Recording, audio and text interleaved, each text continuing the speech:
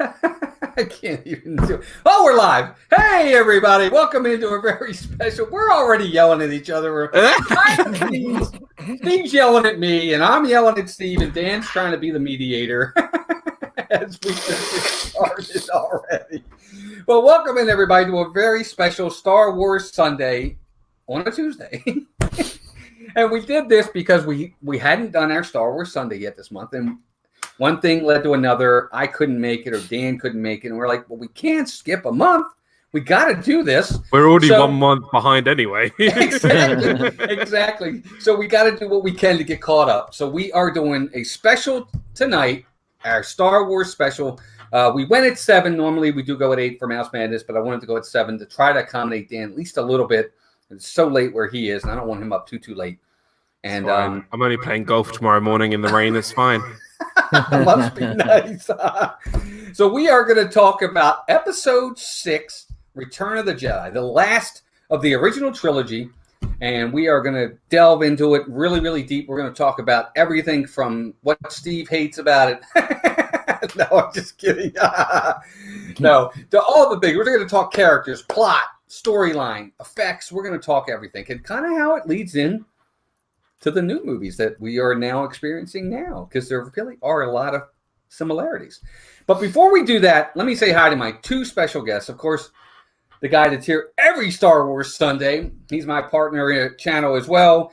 Every Sunday, he's here with us, and that's Dan from Disney Dan. R2 Disney Dan, by the way. R2 Disney Dan. Literally, I thought of that. I thought of that literally as soon as I was signing in. I was just like, how pathetic can I actually be? That was good. Yeah. Hi, everybody. I'm really excited. You could have been R2D squared for R2, Disney Dan. R2D squared. Oh, that was good. That gives me more of an incentive to do it next time, I think. Hello, everybody. It's been a little bit of a while since our Star Wars Sunday, and I'm really excited to do it on a Tuesday. It's kind of weird. But yeah, we're going to have a lot of fun today, talk about Return of the Jedi and finish off the originals. And yeah, we're going to have a lot of fun today. Yes, we are. Yes, we are. And of course, our other partner channel. I haven't seen him in a really long time, but welcome into my other partner channel at Steve from Steve Rail. Welcome in, Emperor Palpatine. I prefer Emperor Steve. Thank you. No, thank you guys for having me again. Star Wars is life right now, and I'm glad to be here again. It definitely is right now.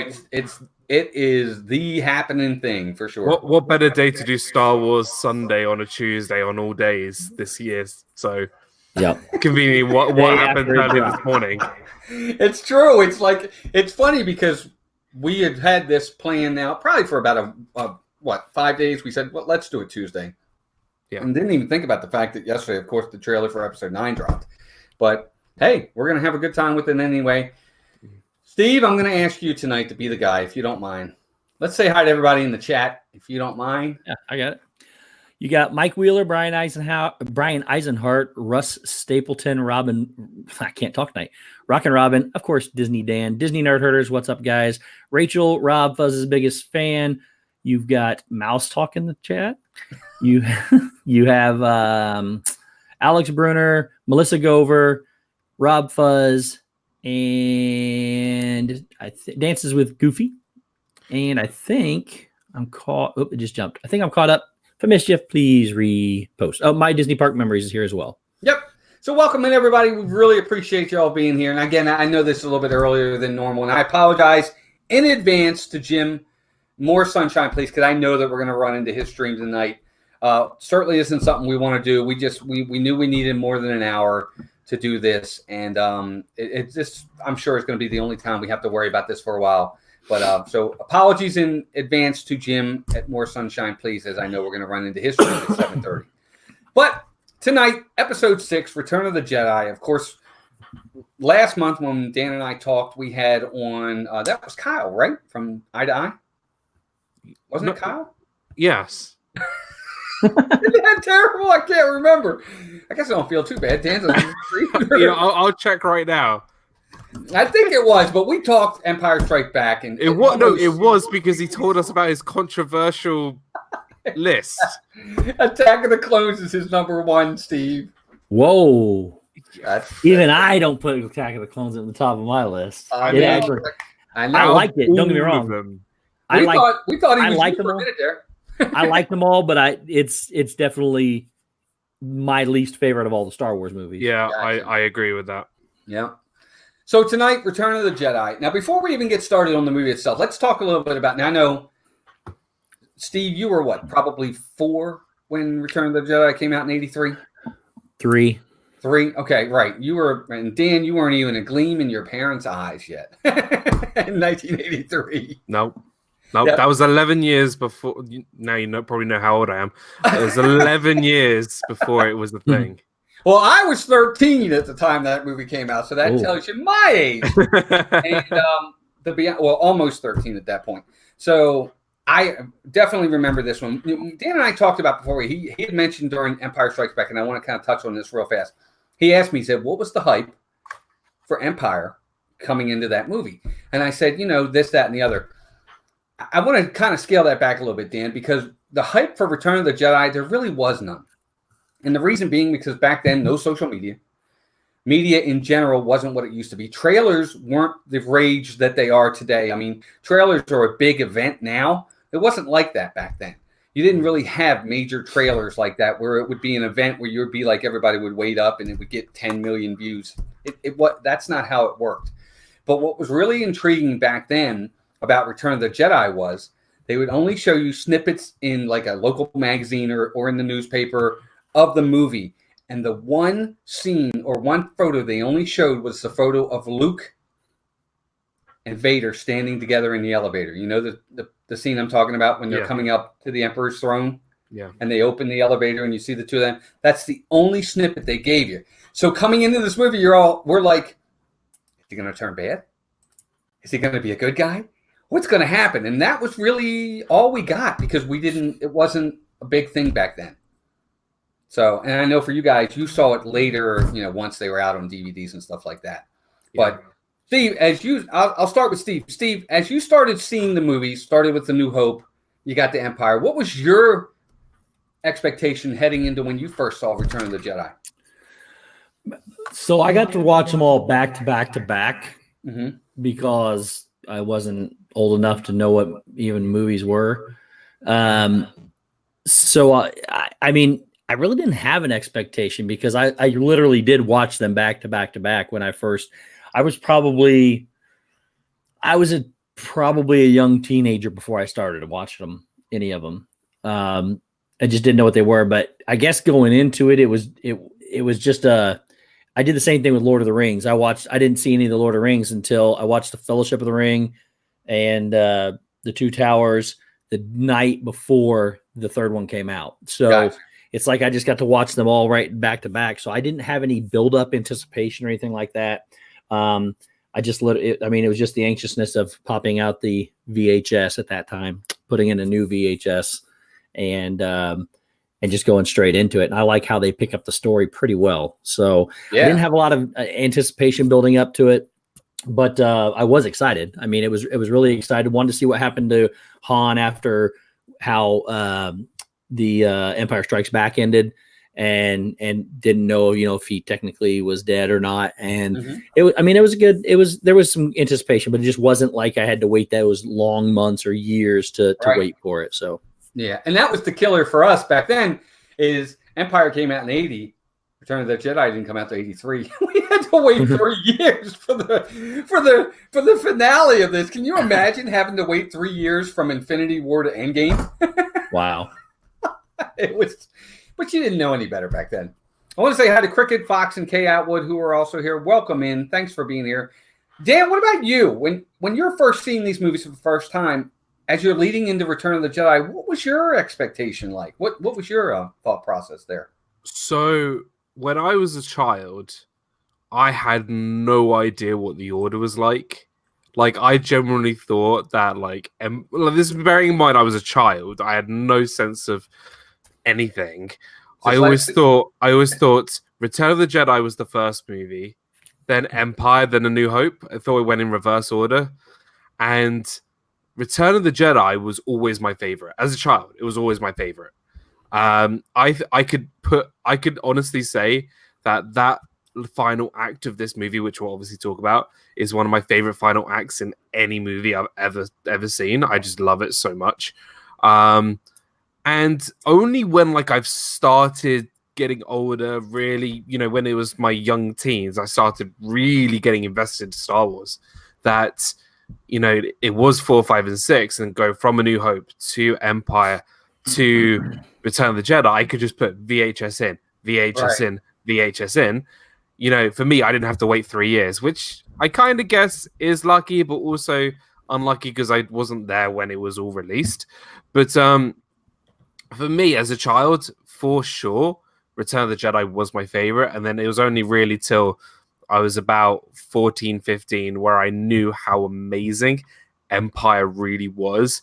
And I could see a few flaws in Return of the Jedi compared to A New Hope and Empire Strikes Back. But I still love it. It's still one of my favorite movies ever, Return of the Jedi. So, yeah, Return of the Jedi has more of like a sentimental, like, personal thing for me because it was the movie I rewatched constantly as a child. I watched it all the time. Gotcha. No, it makes perfect sense. Hey, Mike Wheeler, welcome in, buddy. So Steve touched on it, and we'll start right into it. First act of the movie. Steve's right. It literally pretty much almost starts up right where Empire left us. We're like, what was the last thing we're thinking? We're like, how are we going to save Han? We saw that Lando and Chewie had left in the Millennium Falcon to go save him. And that's basically where we leave off, or start this movie, Return of the Jedi. We're back on Tatooine, and we are back. And finally, we get some real time with the big guy himself, literal big guy himself, and Jabba the Hutt. Oh, but we had heard about him in A New Hope. When they redid A New Hope, you kind of had a couple scenes. But in the original Star Wars New Hope, you never saw Jabba the Hutt. You just heard of Jabba the Hutt. And then finally, in Return of the Jedi, we actually get to see him, Jabba's palace, where he lives, all the creatures that are in there. And, of course, the reason why we're there is, who are we there to get? We're there to save Han. And like you said, is he not alive? And we finally get to touch on this a little bit. So we'll start with Steve. Steve, what do you think of that first act there when they go back and they save or in the attempts to hopefully save Han Solo? What did you think of that first act right there? Well, next to the last act, it's my favorite of the entire movie, and it's one of my favorites of the original trilogy. I love Jabba the Hutt. I thought it was great. Those little green, I can't remember what they're called, the Gregorian the Roman guards. Roman guard. Those guys are. I used to have the action figures. I used to have that whole play set where you had Jabba and the little things flipped up, and I would take my Leia and throw her inside, put Jabba on top of it. I mean, on top of it. It was that awesome. whole thing. I even had the little thing that you put the little frogs in that would sit on his thing that he eats. But I mean, that whole scene was iconic to me. It's again what I had the entire play set, and it's just an incredible rendition of Han's frozen. You get Jabba the Hutt, who I'm assuming he's an animatronic, not a puppet back then. And no, he was a puppet then. Yeah, he really was a puppet. He had like 3-4 people working him all at one time. Wow. Yeah. Well, I mean, you could tell. I mean, back again for that time period. If you watch it now, it's a little slow, but it was incredible. I mean, it was incredible for then. And you get the music and the dancing and all the little weird people playing their little noses as a clarinet. And I mean, it was really, really cool. It was a great scene. And then of course with that, I'm assuming people have seen this because it's 40 years ago, but the whole rescue of Han Solo and how they unthaw him. Of course, they're all disguised. Lando's disguised as a guard. Leia's disguised as a bounty hunter, bringing in Chewbacca. Then you get the scene with the bantha down in the bottom of the thing that I've always loved when he grabs the green guy and starts eating him, and it's just a great scene. It was well done. A lot of story plot develops there. And of course, where they left us hanging in number 2 is completely resolved. Yeah, that's true. Or What I guess about you, number 5. Dan? What do you think of that first little first act? I don't even know if it's the first act. I think it's part of the first act, but the first like real The first scene. like 20 minutes. Yeah, for sure. Well, the first thing that really first came to mind in that first 20 minutes is the fact that we're getting another Death Star. It's Death Star 2. Mhm. And because this is the first part where, we get the Star Destroyer, the shuttle, the legendary shuttle from episode 6. We see it out for the first time, and we get Vader, who is not happy with this officer, and he says like the fastest line in movie history. It's like, we should double our efforts or something. Like, it's like really, really quick. And he's like really under pressure. Like, you actually see Vader really intimidating. He's like, the Emperor is coming. Like, we're actually going, the Emperor is being like, oh, we're actually going to see the guy who controls everybody coming up later in the movie. So that's kind of really exciting. And then we get into Tatooine, and just the whole build up into the Sarlacc pit scene, just the build up inside the palace is just, it feels like time has passed, right? From the time C-3PO and R2-D2 get into the palace to when Luke shows up, it does feel like a long time. The process of getting Leia to release Han. I love the little like tiny little scene where Leia is bargaining with Chewie with Jabba, and then she turns to Boba Fett, and Boba Fett just nods, and there's like a bounty hunter code or something. Yeah, I think that's well done. I'm like, that is so cool. Like, it just gives us a little bit of like a insight of what bounty hunters are, because we don't get much bounty hunter stuff in Star Wars, really. I just love that tiny little bit.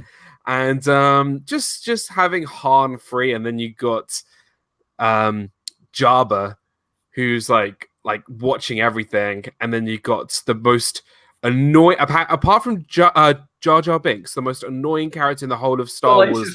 Salacious Crumb goes, and I'm just like, get out of here.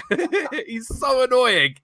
But just that like build up, and you see Luke for the first time, and then you're kind of intrigued because he's not the Luke from Empire. He's like fully grown now. He's dressed in black. You're like, oh, he really means like, he's in business now. So like, he's easy manipulating people. He's like strangling the Gamorrean guards, and it's great. It's so good. And the Rancor fight is classic. And the big guy right at the end who's crying, it's just like, thing through the neck. It's great. Just that first 20 minutes, it just sets you up well for the movie. I agree. I'll touch on that, Dan. You made a good point. I'll never forget being in the movie theater in that first scene when Vader's on the shuttle lands, the door opens, and it comes down, and they start at his feet and work their way up, and the mist or smoke goes over him, and they're playing the music. The people in the theater were clapping because they were like literally clapping because it had been 3 years since they seen Darth Vader, but it was Darth Vader again, and he was back. But you're absolutely right. LSU mom, welcome in. Good to see you. Hope you're doing well. But I love that scene because you're right, Dan. He's there and he's talking to the admiral, and he's like, I need more men.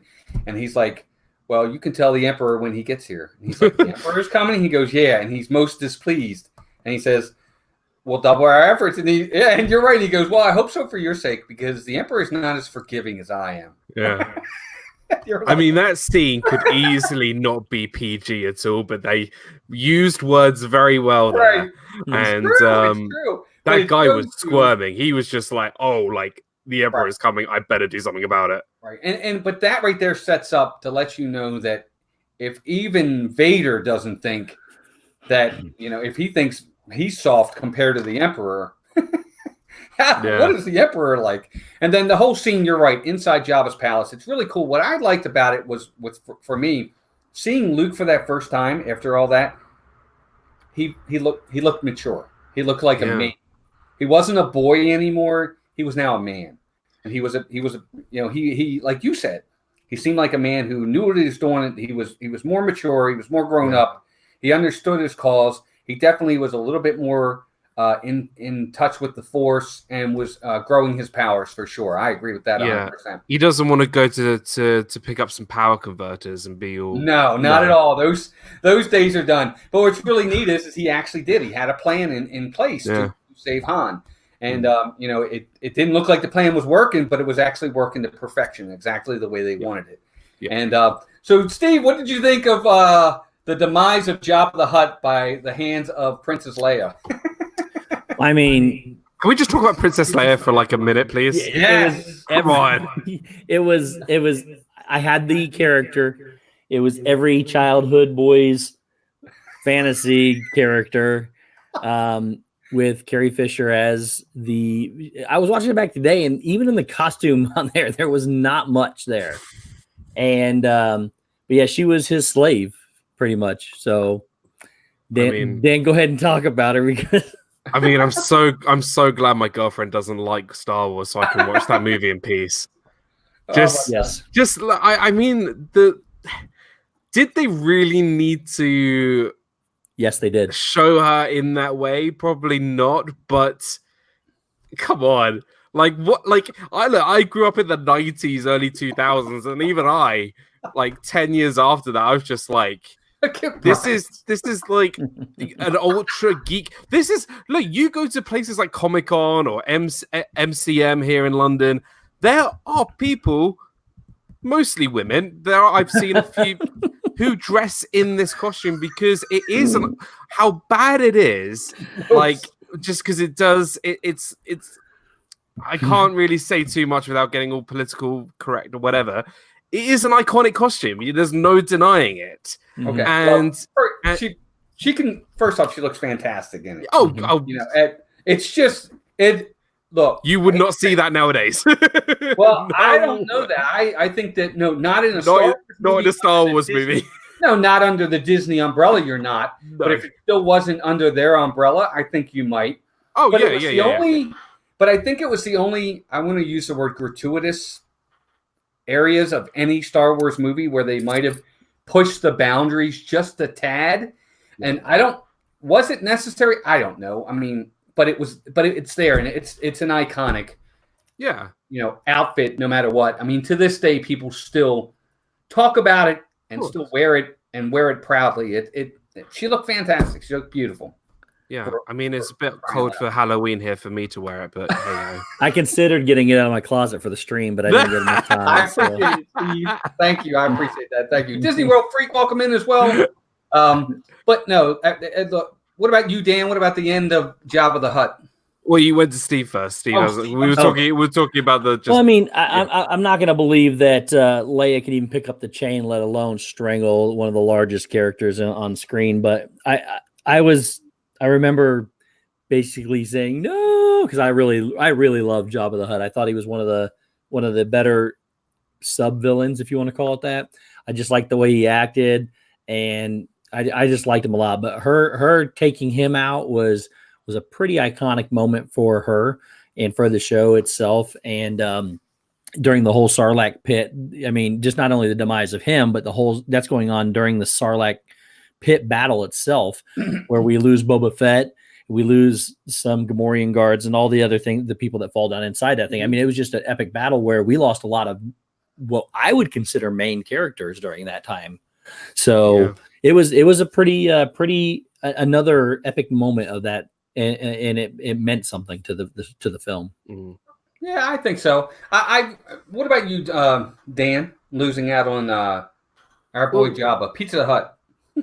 Well, that whole scene, just like if you want to talk about epic moments, when I was a kid, right? I just remember watching this movie. I was standing up in kind of like my living room. I see Luke standing on the edge. He does the little salute to R2, shoots the lightsaber out, catches it, and it's green. Look, obviously I grew up with the prequels as well, but you must surely, when you watch this, you thought, okay, lightsabers were either blue or red. Having a green lightsaber is so cool, and just the sound and the music behind it was amazing, and just that whole it's just such a cool scene. Love it. And with that, with it being a cool scene, I feel like because they didn't really know what they were going to do after this movie, so I feel like they had to get rid of some, not like the villainous of villains characters, but the side villain characters. I think Jabba kind of had to die because although we only really saw him in this movie, Han's bounty was throughout all 3 films. So this was like the end of Jabba's story for that. Sure.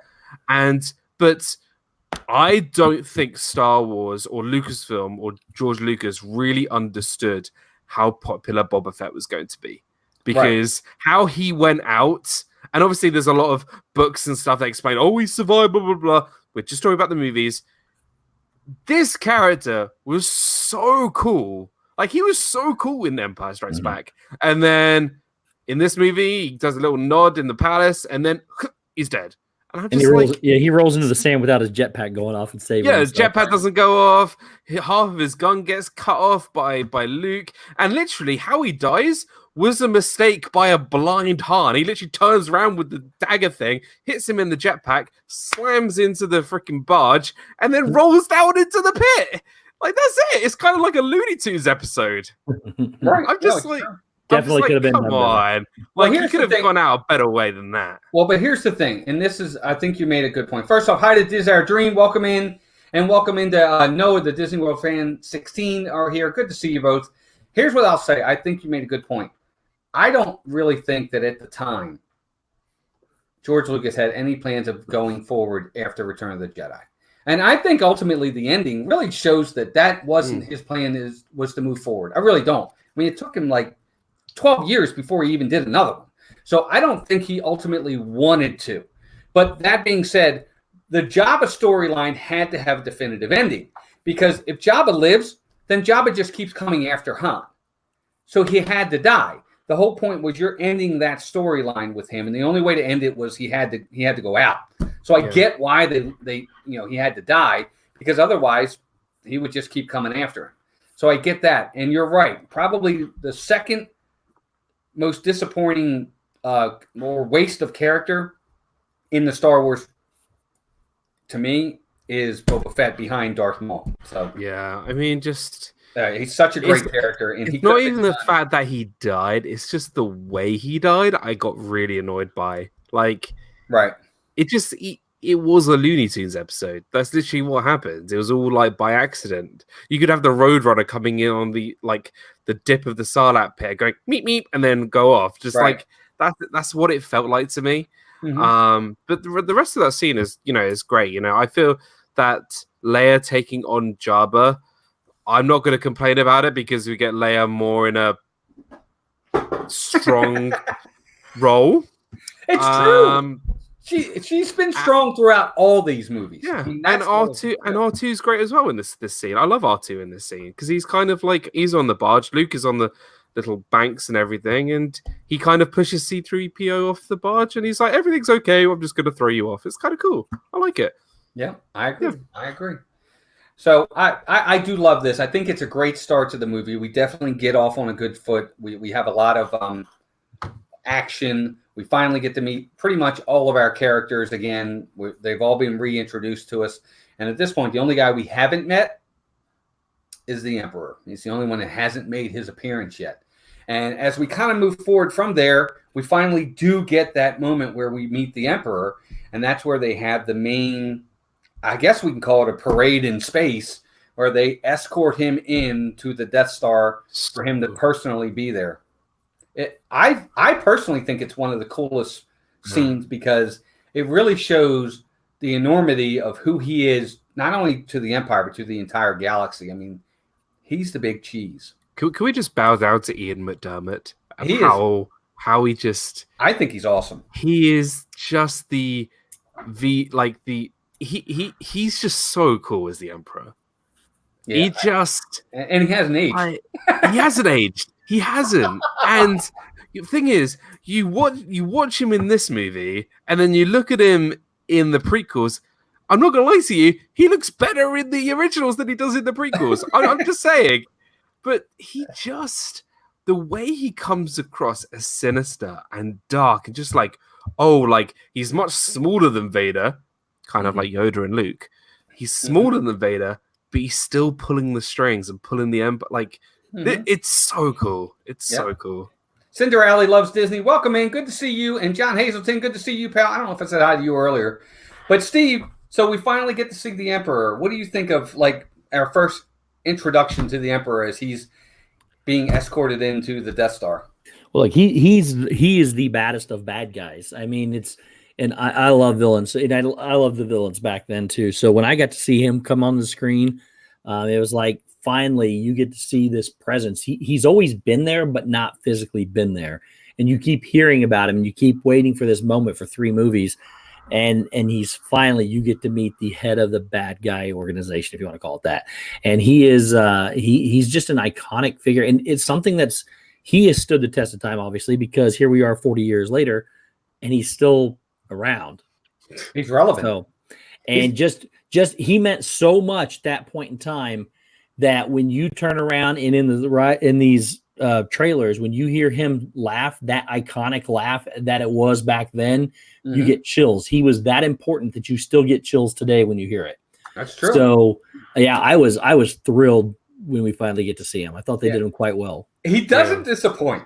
He really does. He's a bad dude. I'll just leave it at that. He does not disappoint whatsoever. There you go, Dan. I get you out of there. But I love it. I love his character. I love when he comes in. And it just goes to show how powerful he is, and the respect that even Vader has is that Vader kneels to him when he gets off the ship. He's on one knee right away. It's awesome. Well, before he even gets there, they cower at his name and his presence of him. Just him coming, they all cower to him. So, and he's not even there yet. Right? Exactly. Absolutely. It's like he's the emperor, but they don't want him there.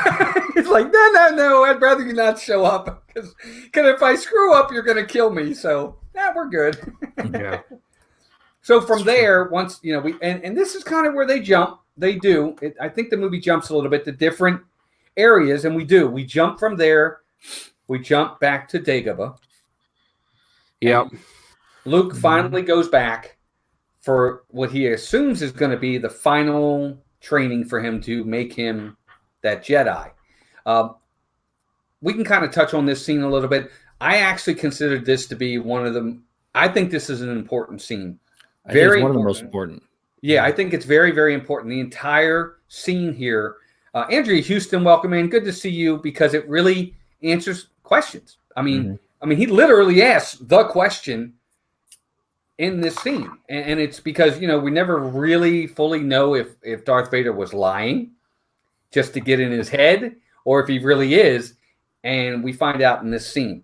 So, of course, this is also a very sad scene. To me, it is. I think it's very sad, as we see the end of Master Yoda, who I'm assuming just dies of old age and has become one with the Force as he disappears. So we'll start with Dan this time. Dan, what do you think of the Dagobah scene? I just wanted more. Well, not more of Dagobah, but more of Yoda. Just because we spent so much time with him in Empire that we get back to Dagobah. He does a little walk around. Well, granted, everything he says is very important. Right. I just wanted just a little bit more because in Empire, Yoda was probably my favorite character in that movie. And that's saying a lot considering, everything that happened in the final act of Empire. Just having him in Return of the Jedi, and though, we'll talk about what he says, I just wanted a little bit more of the character. He kind of just like, he dies maybe of old age, or he dies because he's taught his last lesson to Luke. I don't know, but obviously that becomes not true because he turns up in Episode 8. But still, I don't know. I really liked it, but I just wanted just a little bit more Yoda. And then obviously we get another character come in who's a Force ghost, and he sits down, which kind of doesn't make any sense. But we could talk about that. Steve, what about you, buddy? What do you think of the Dagobah scene? Well, it was probably the saddest for me of all scenes because Yoda throughout every Star Wars movie they've done, even the new ones, Yoda's my favorite character. So, me too, yeah. He is the ultimate master of the light side. He's everything about the Jedi, but he does. So when Luke first gets there and he goes and he does think he's training, he does ask that big question. Is he my father? And he doesn't answer him right away. And, Yoda tells him, Yoda is 900 years old. So he goes to take a nap, and which winds up being his last nap, unfortunately. But that whole scene and how you could see him progressively getting weaker and weaker and weaker And then his last comment is, he is your father, or whatever, however he says it. But and then of course you get that's the big reveal that you've waited this long for. It is confirmed finally that Vader is his father. And then of course Yoda passes and says, you have one final training, that's to confront. He didn't say kill him, he says you need to confront Vader. And then of course he tells him his father, and then he passes. And I'm like, Dan, I wanted so much more from Yoda. He's my favorite character. I thought he needed a bigger role in Return of the Jedi, but just being that powerful the way it happened was pretty epic in my opinion. I agree. I think it's one of those. I agree with you. It's very sad. And the music, by the way, John Williams, I think is an absolute genius. Yeah, for sure. He's an absolute genius. How he is able to put scores in certain scenes that really give you the feel of the scene. And he really does that with the music playing in the background, and Yoda looks over at Luke and you just see him disappear. I agree with you. I think it's one of the saddest scenes out there, but it's right. But you're right. He tells him a lot of information. He says, pass on what you have learned. Don't underestimate the dark side. Don't underestimate the Emperor. You're right. I mean, he gives him a lot of information, important information too, before he goes, as he disappears. Mike Polito, welcome in. Paper, Scissors, and Vacations. Oh my, welcome in as well. Andrea Houston, welcome in. But I agree. I love the scene. And of course, like Dan, you mentioned it, we get a cameo. We get our first ever look at a Force ghost. Yeah. Well, I guess we got it. No, we got one in the last movie, yeah. Yeah, we got it in Empire a little bit. We get Ben Kenobi does come back. Alec Guinness, thank goodness, another great actor. Oh, legend. Absolute legend. AJC Magic TV, Amy, welcome in. We get another from him. And I'd like that Luke actually confronts him, because this is the first time where Luke really kind of gives Ben the business a little bit. He's like, why didn't you tell me he was my father? Why, kind of thing. And he says, well, you said he killed my father. And he goes, well, he kind of did in a certain point of view. Yep. It calls him out a little bit. He's like, why didn't you just tell me this from the beginning? So I like that. I like that he kind of gives him a little bit of that. What do you guys think of that? But I also think that, Luke at that time, like we talked about before, he was young. He didn't really understand the Force. He didn't understand what was going on. Oh, right. And to put it, simply, I think he wasn't ready. Ben was right. I think he was right by saying that. Oh, I don't Vader think he's wrong. killed. I just like that he called him out on it. Yeah, no, I Not absolutely. Yeah, for sure. I mean, definitely in the way that he called him out on it, and why did you lie? But I think the reason why he did that was because he did have a better understanding of the Force and understand what was going on. So, I think although he was calling out on it, maybe just explaining that it was actually the dark side defeating the light. That's kind of what I think we were going with here. Gotcha. Yeah, absolutely. Steve, what about you? What do you about the cameo of Ben Kenobi? Yeah, I mean, I think it was important. I mean, you could take it out and it wouldn't mean anything to the story, I think, but just to have that presence there, really, it was just number one is crowd pleasing, and it reinforces the fact of his, answer some questions of why Ben didn't tell him, and that could have been, people could have torn that apart and asked that same question. Well, if Ben knew, then why didn't he tell him thing? So they did a good job wrapping that up. But the one thing I do like about all that too is, and this is just going off the rails for just a second, but when you look at the prequels and you look at the last two that we've had, I was watching the Return of the Jedi today, and there's a lot of, I do like the way they tied it all together by the things that were said in that scene. You can tie back all the way to the prequels, and I thought they tied it in real well. And the other thing that I think that I missed just a minute ago with the whole Yoda scene, I think is very important, and I think it's going to hold much more importance as we get into this next Rise of Skywalker movie. Is one of your theories, Walt, and that is is Yoda tells him, "You are the last Jedi." I mean, he flat out tells him right there, which I didn't know never even listened to it before. Listening to your theory and everything. He specifically says, well, maybe not the last Jedi you are, I think is how he says it. So, but he tells him he's the last Jedi. And then he does tell him, he says, pass on your knowledge, whatever, all that good stuff. But he flat out tells him, you're the last Jedi. And I think that's really important going forward. They may not have meant anything by it back then, but I think it's going to have great significance going forward. I think in terms of Jedi, yes. But I think he remember, was the last Jedi at that time. Yeah, at the last time there was, because obviously with Order 66, all the Jedi were pretty much extinct, apart from Yoda, Obi-Wan, and I think there was like only a few, because if you watch Star Wars Rebels, then you have Kanan who survived as well. But that's going way off topic. But I think in terms of like movies are made, we don't have any of that. Yeah, yet. we don't have any of that. We don't have any of that yet. That stuff's not even thought of yet. So so at that time, yes, may have been the last Jedi, but that doesn't mean that they were the last ones in contact with the Force, because Yoda said in Empire, no, there is another. So it kind of like, yes, he might be the last Jedi. Right, but no, that's not what he says. Ben says that boy's our last hope. And he says, no, there is another. Not that he's the last Jedi. He says that boy's our last hope. Yeah, Yoda looks directly at Luke, though, and tells him he's the last Jedi. Because at the time... Then he passes. Leia's not a Jedi yet. She's just because she's his sister, she's not automatically a Jedi. She's got to learn. She's just Force sensitive. Yeah, but exactly. I guess I'm looking maybe I'm looking too far into it for this next movie or whatever. But I think that is important though, because I do think number 8 was called The Last Jedi, and it was Luke. We all assume Luke passing. A lot of people thought it was Rey, but I don't think it is. I think Luke is the last Jedi from that point on. He can teach and do his stuff, but to actually, the Jedi is like a coalition type.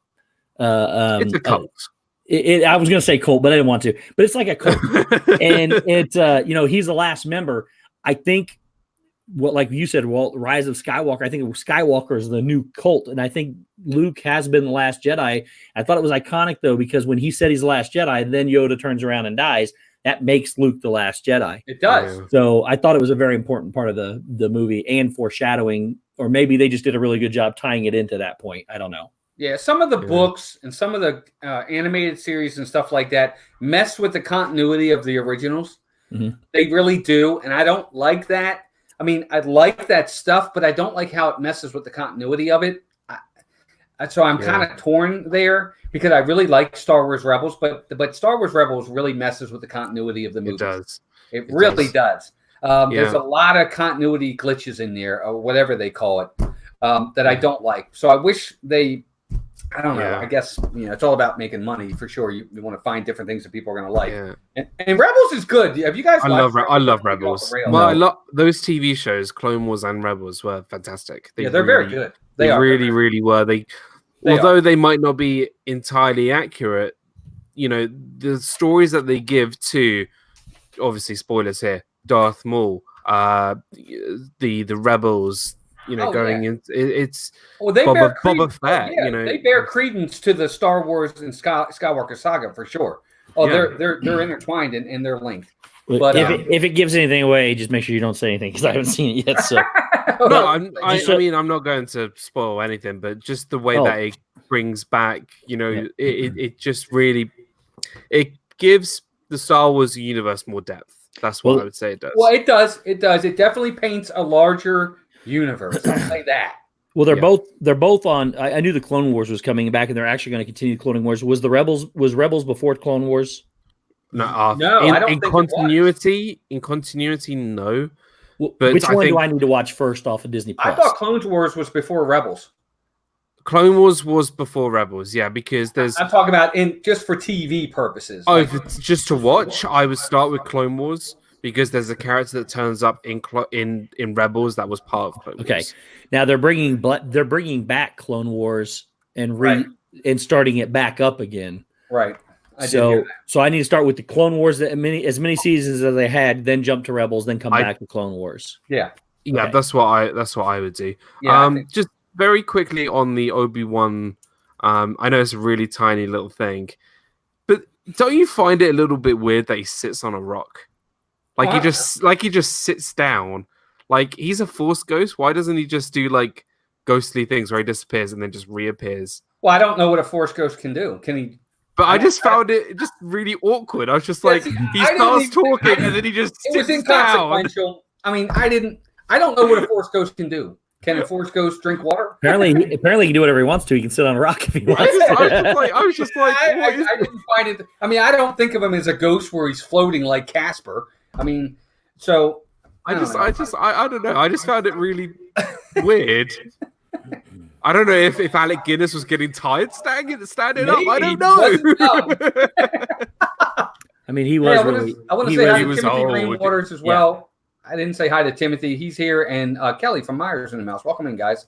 And they may have actually scripted that in there on purpose for Alex because he maybe at that age he needed to sit down. Alec, go sit on that rock. Sit down. He's like, can somebody get me a chair here? Yeah, and it's funny too because you get him for all of 5 minutes, but it's an important 5 minutes to the world. Oh, yeah. And then from there, we finally get into the whole plan of the movie. We find that, yes, they have learned from their mistakes with the first Death Star, and they are making sure that this next one has absolutely no weaknesses, and they're in the process of building it. And in my opinion, I think the rebels knew that. I really do. I think the rebellion knew that, and that's why they had to make the assault on the Death Star before it was fully finished, because they knew if they didn't, there wasn't going to be another shot. No. You know, that before they thought it was already finished. Right. Yeah. No, it wasn't finished. Well, it was operational. Oh, yeah, I guess. It was operational, but it wasn't finished. That's how I took it. Anyway, yeah. I could be totally wrong. I think it was a ploy on by the Empire to make it look like it wasn't finished as a decoy so that they could use it. Oh, well, he says that in the movie. He says that. He says, "Oh, don't worry, we are quite operational when your friends get here." That's why I think it was finished. I think they meant for it to be finished like that. That's what I thought, so that they could use it. Think the rebels not thinking it is done. Let's be honest. The Death Star has only got one purpose, and that's to use its big gun.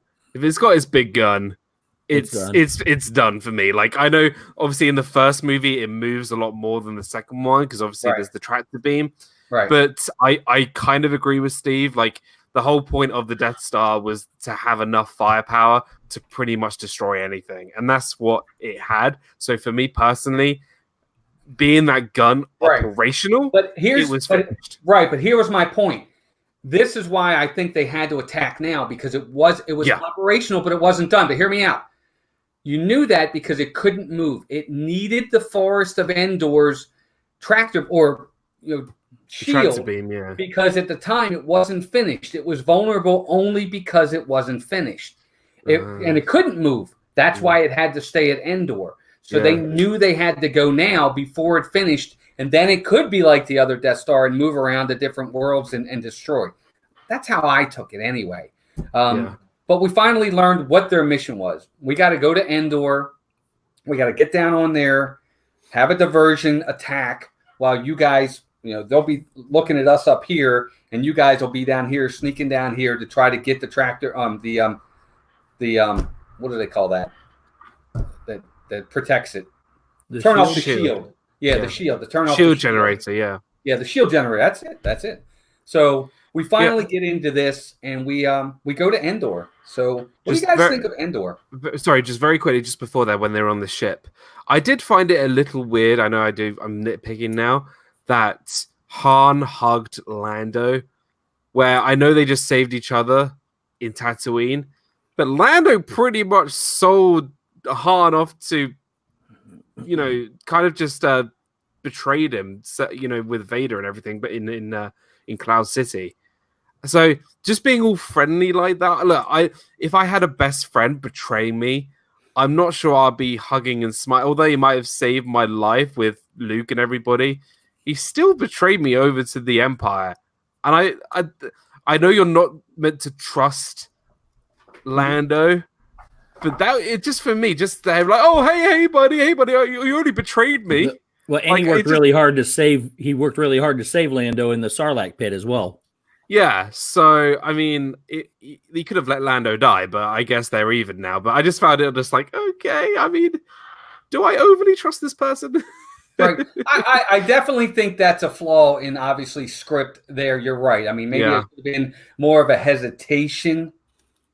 I don't know, but or you're maybe right. it's just to give up a good impression with everybody around, planning the attack.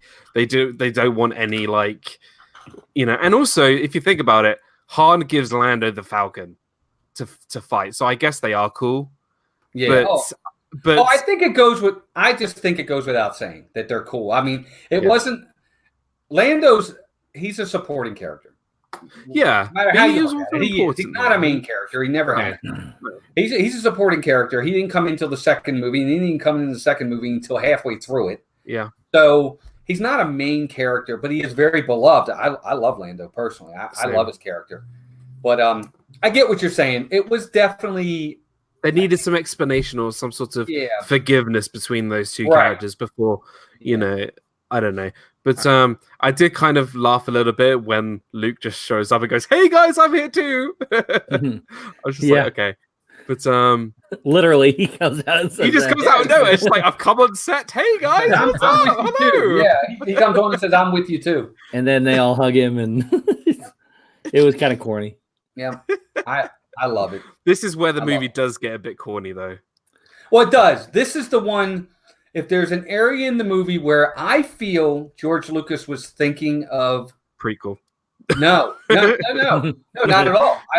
But hear me out now, and I know you guys don't have kids, but I really think that he was thinking of little kids in this area. Yeah, I do. I really think he wanted a movie that was going to be something that everyone was going to enjoy.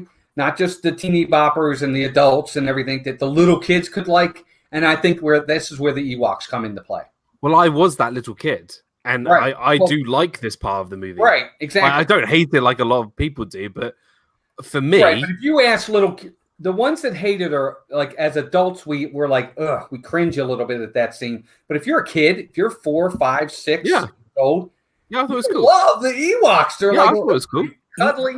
He made the teddy bears as creepy as he could with pitchforks, spears, and little fangs, and glowing eyes. But outside of that, they were for kids. We'll talk about the fight though, I think later. But I think just like I think you're right. I think just bringing in that little child-friendly element was definitely a move on George Lucas, which I think could have been avoided. I don't think they were necessary. But because they could have literally just set up a base, the rebels could have just set up a base on Endor, a small base, instead of just having those Ewoks. But I think like C-3PO as a god, and like Luke and Han were going to be roasted like in sacrifice for C-3PO, and then Leia just happens to change outfits halfway through. Okay, this makes no sense, right? Leia gets down to Endor, not captured by they go to the Ewoks little treehouse, right? She's in her like rebel clothing. She goes into, this is a Dan Ran right here. She goes into the Ewok camp, and then as soon as Luke and Leia turn up, she's in completely different clothing, in her correct sizes, new hair, new everything. I'm sorry, do the Ewoks actually have the exact measurements of Carrie Fisher and that guy? And because she wasn't carrying them. It just doesn't make any sense. It's not. I agree 100%. The point of her clothing being changed, nobody else changed clothing. I didn't understand that at all. Here's what I'll say about the Ewoks when it comes to humans and droids. I have no problem with that. I'm sure they're not in good standings with the humans. They have the Empire there. The Empire probably tries to kill them all the time. And they don't know Han and Luke from Adam.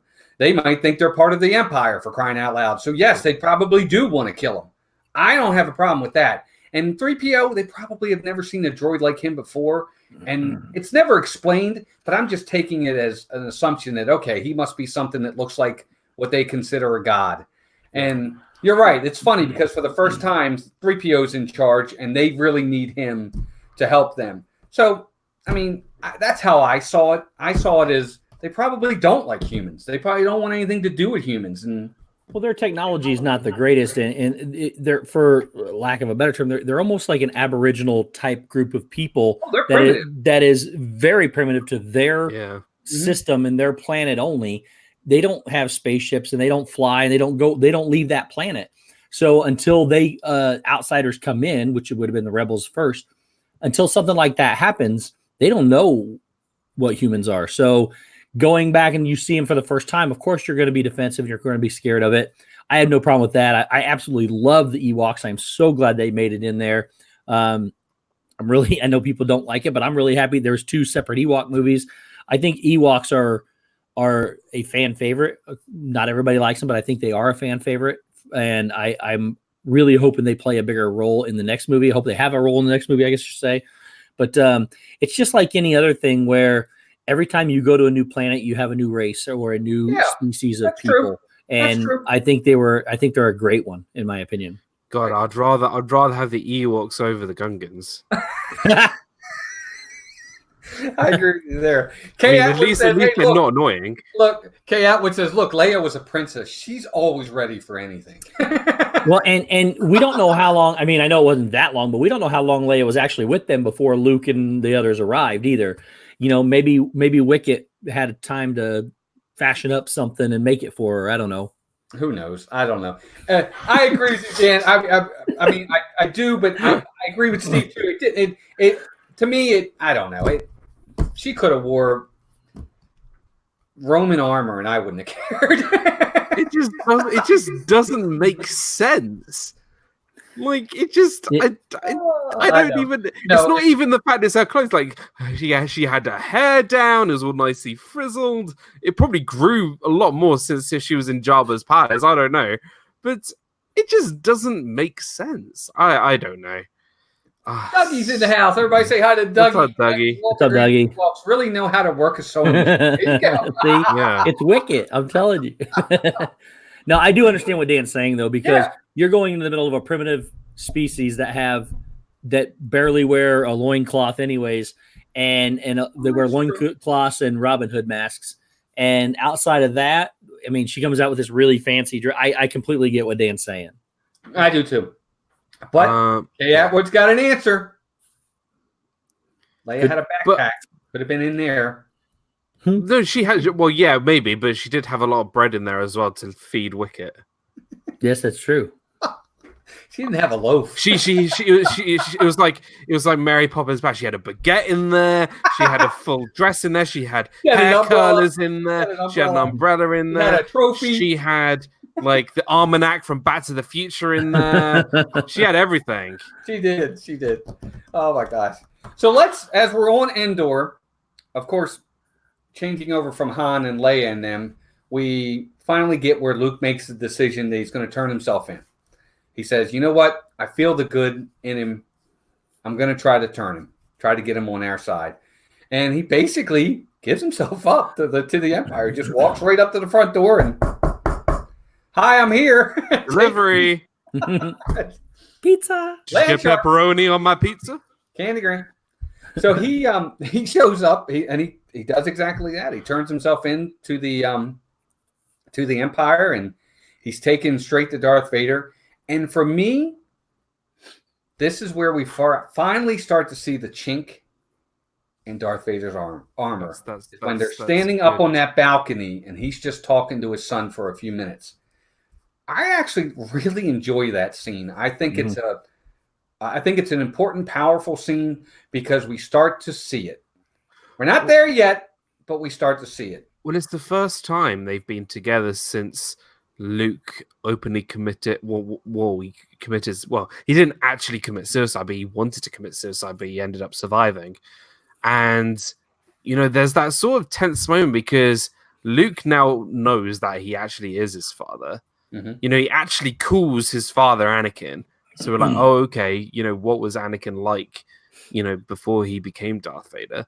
We got Vader analyzing the lightsaber, and it's like, don't call me that name, and just you can kind of see that although there's not really a fight, it's all playing in his mind. Right. And hi, Walt. I'm here. There he is. Bye And again. Yeah, I'm surprised he didn't do a Anna. Okay, bye. I don't know. But yeah, I just think it was a really tense scene, and you could definitely tell that there is lots of tension building now. So Yes, I agree. Well, it also is a glimpse into the fact that Vader is. You can still see that Vader is human. Even the way in his mask. I mean, I thought he did a really good job. The actor portraying him. And it's maybe a little bit later down the road, but there's a moment in time when you can just see him look and like I don't know if he's looking off the space or whatever, but he's like contemplating his decisions.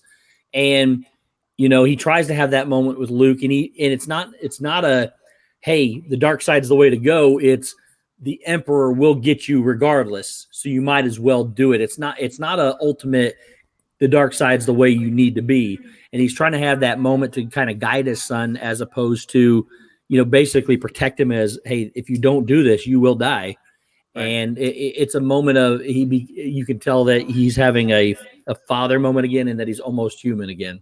Right. Well, he even kind of says it. He says to him, it's too late for me, son. Yes. You belong to the Emperor now. It's or something like that. I feel like it's playing on Luke's mind as well, because we missed this, but he actually just told Leia about all of this. Like Leia, like, hey, listen, Leia, Vader's your father, and I'm your brother. I mean, this is just there's a lot of like sort of inner works of people's minds now. What is Leia thinking? Leia doesn't want to tell Han, who Han thinks, oh no, wait, Luke and Leia are a thing, because he doesn't know that they're brother and sister. Right. Even though they kissed each other in the previous movie. So Han is thinking about that. Leia's thinking about, oh, wait, my father's an ultra big villain, and I've got a brother who I kissed in the last movie. Luke just told Luke now has a father who cut off his hand and has just told his sister. And he's got an arrogant best friend. And then obviously Vader's trying to convert, trying to decide whether to stay or to go. I don't know. It's kind of like, it's so cool that all these characters, even though, they're having fun with these little teddy bears, there's so much going on in their minds. Yeah. It's so intriguing. I've only just really thought about it now, but it's so intriguing. Yeah. I want to say hi to Kadani Sean. Kadani Sean, welcome in. Thanks for being here. Nacho Mujiga, welcome in as well. Yep. World Series starts tonight. Dan doesn't know what that is. Nope. But can I just say England in the semi-finals of the rugby? Just nice. Thank you. We're only playing the All Blacks, the best team in the world, in the semi-finals. Just saying. But if we win, I'm going to go crazy. When is that game, Dan?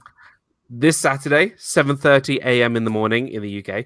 And then that's the semi-final. And then the following weekend is 7:30 in the UK?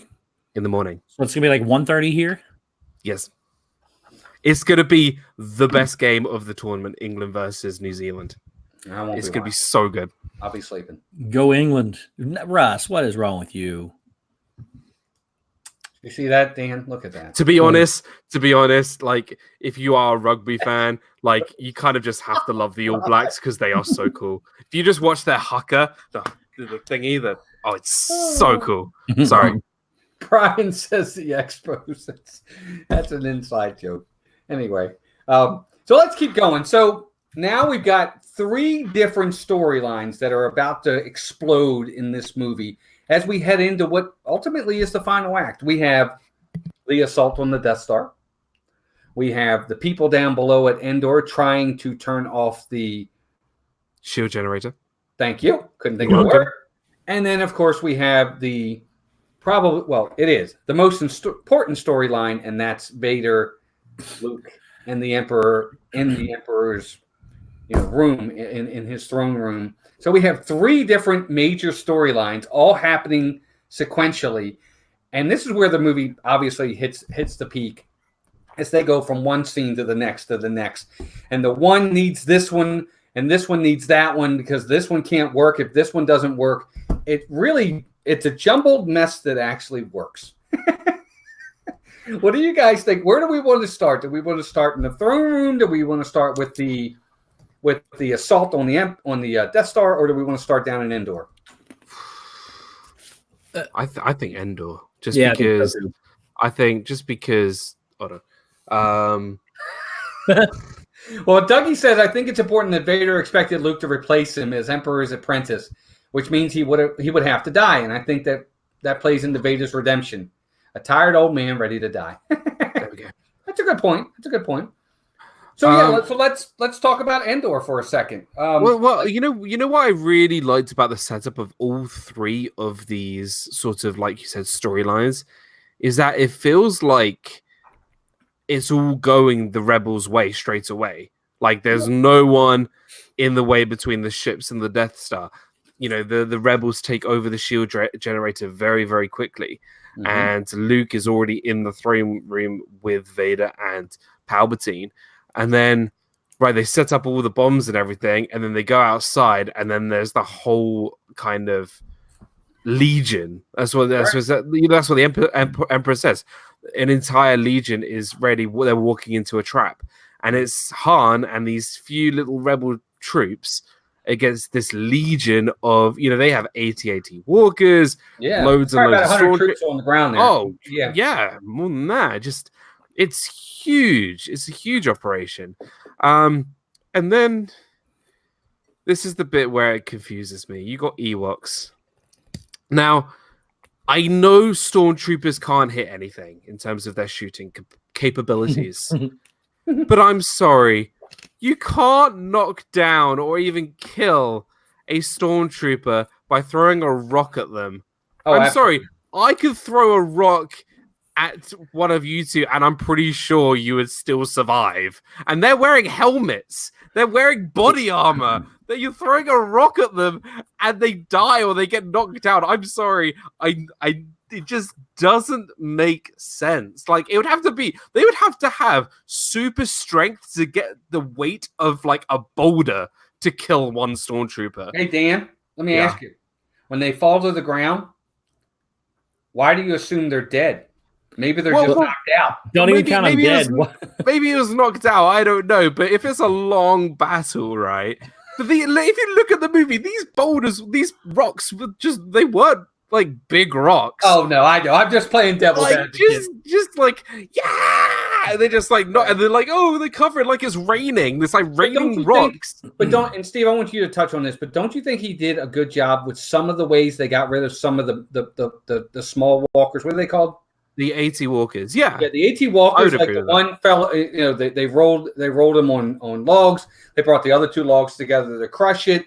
The other one had tripped, and they tripped it. Yeah. And they actually played that well because it was dragging them at first, which I thought was really, really funny because they couldn't. So you're right. I mean, you're right. Don't get me wrong. I'm just kidding. Some of it is very ludicrous, but it plays into the whole. I mean, Avatar did this with the Avatars. I mean, they were going up against giant people with giant machines, and they won. So I mean, it's just like I don't know. It's just it's a bit. I mean, the best one is when they have like a wire going from tree to tree, and you just see the speeder bike just whip straight into it. Yes. Like that was awesome. 100-time whiplash. It gets flung back. That is probably the best stormtrooper kill I think ever. Yes, that was awesome. But I think just like if you compare two stormtrooper injuries in the first movie, A New Hope, where the guy hits his head in the Death Star, he gets hit in his head, and he doesn't die, although he goes to the hospital because I think he got a concussion or something. Did he? I think so. Hey, Ray, but that looks more painful than having a rock thrown at your helmet. And they get knocked out. I'm sorry, I don't know. Maybe it's some Endor like rock where it's like a TARDIS where it's heavier on the inside. I don't know, but maybe the stormtroopers had vertigo and it just kind of knocked them off balance and they fall down. Could be. I know. I'm sure I'd have it wearing that helmet. Steve, what do you think of the battle? What do you think of the battle of Endor? That last battle. Well, I mean, look, it's a battle against all odds. You got the little bitty Ewoks.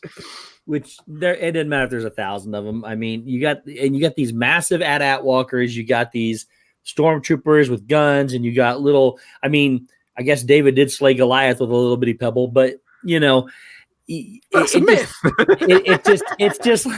It's like the you have no chance of winning this battle, and it just seems to fall into their lap. And then you get Chewie taking over one of the AT-AT walkers. They're down to like zero hope whatsoever. They're all backed up against the shield generator door. what are they going to do? And then, of course, Chewie jumps out of the AT-AT walker and everything's turned.